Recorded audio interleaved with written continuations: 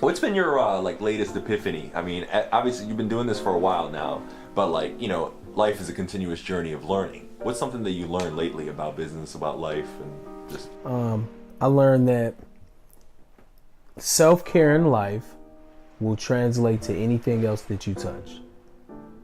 So the more you care about yourself and the more you are aware of what your self needs are, you'll have a better outcome with anything that you touch. So, you have transformed and evolved a lot throughout the years, right? Oh, this year especially. Okay, this year especially. Oh, this year especially, yeah. Okay, what's been something that you've been proud of, that you've been evolving in? Facing fears, like deep fears, fears that would only happen if you were going on a fear test.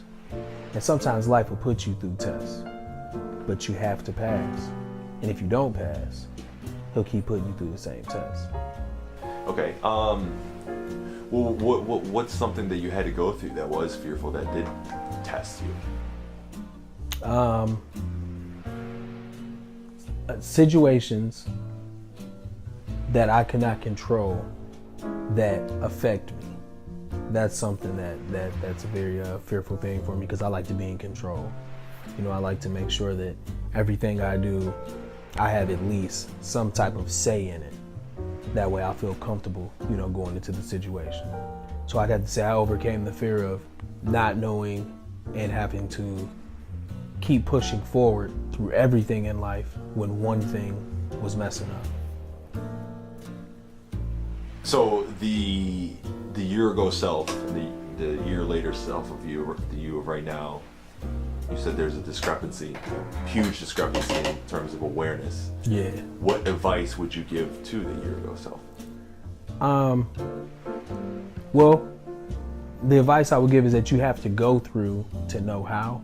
And I would say go through it, but make sure you know who you are. And once again, you're aware of self, because there are going to be situations that test you where you need to, you know, have a one-on-one with yourself. And it doesn't always include a mirror.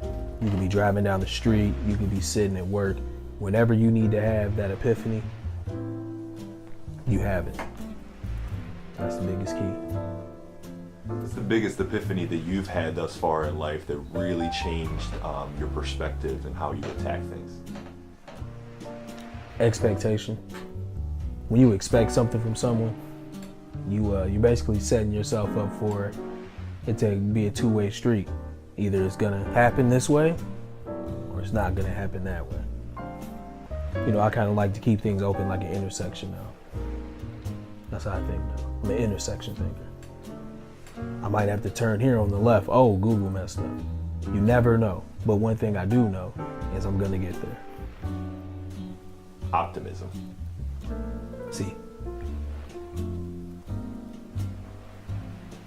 What kind of advice would you give to somebody that, you know, like you said, life puts you through a situation in which, you know, you feel like you're tested, right? Yeah. And optimism is something that you use to push forward. Correct. But when those moments of testing comes, we're all human. We go through doubt, fear, those emotions, thoughts, just visuals come to our head that kind of makes us question. Yeah. What advice would you give to people who are going through that right now? I would say, one is, you know what's happening. You know what's going on. Start tackling one thing one day at a time, as opposed to waiting for it to pile up and then throwing the whole bag away. Take a couple pieces out here and there. That's why the trash can is in the same spot. So you can pick some shit up and throw some shit away when it's time. But you have to know, and if you're not aware of yourself, you won't know who, what, or when to throw something away.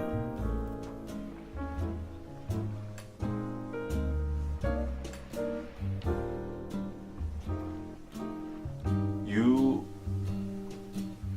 are very, very in tune with how you progress in your life. I think you have a very, very good grasp of the present. Yeah. Yes. And how important is that? It's very important because, well, one, you have to understand past to understand present. So if you understand what you need to rectify, then you can start changing. But if you keep living the past and they keep opening up new doors, how would you know what door to open if you didn't have to correct the steps that were taken?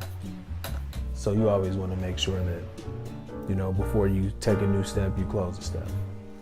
And everything you don't close will reopen up in its own way. And it might not open up through you, it might open up through your kids. I lived through a lot of my mom's fears and a lot of my dad's karma.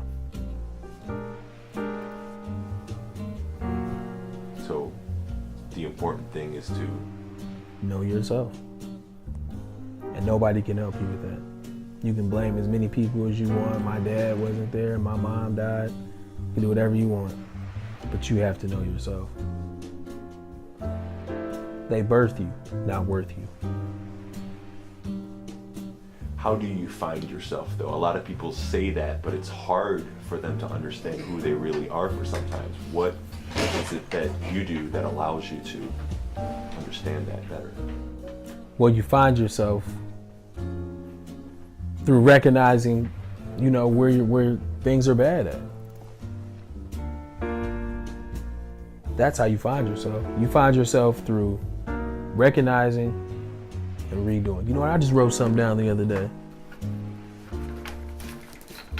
Sometimes in life, in order to find yourself, you need to recycle who you were, which means not get rid of, transform, break down, rebuild, rebrand. Then after you rebrand, there's only one thing to do, and that's to prosper. Everybody rises from the ashes of the phoenix. It's got to keep going. Before I ask the last question, let me just acknowledge you for a second. Your ability you're such a giving person. And for me, man, I feel like a lot of people didn't reciprocate that energy towards you throughout your life. And I feel that pain and fear inside of you. And the reason why I appreciate this interview so much is because you're so giving that even the hardest things to share, you're still willing to share it. And the reason why you're doing that is because it's not really for yourself, but it's for other people. You receive gratification through making somebody else feel happy. And whatever reason to that and why you love doing that is, whatever it is, whether it was pain or happiness, whatever it is, it's a very, very beautiful thing, because the human being in which you are represents that. So I appreciate you for everything, man. Like how you treat people, how you welcome people, and I appreciate you too. So I really, you know, that really means a lot, and I'm happy that you've been able to notice this throughout the short time we've been working together. And that's why I like doing projects with you. You know, that's why I asked you about the interview, because I feel like you want to tap into not only the mythical fame of a person, but you actually want to know the individual behind the company, and that means a lot. So I thank you for even doing this interview again with me today, man. Every time we have an interview, man, it's pretty awesome. So thank you, man. This was really reality telling its vision. Thank you, man. Last question, okay? Yes, sir. Yes, sir. What's your definition of a successful life? Ooh. You know, being happy with the choices you've made, and the ones that you're not happy with, understanding what you could have done to have made that a better situation or better situation. I can't dictate how happy my wife is, how happy my kids are, but what I can do is I can be the best me, so they get that from me. Because all you come to the table with is you. Thank you, man. Again, thanks for sharing this, and this is reality tell your vision at its finest. No doubt, man. You are.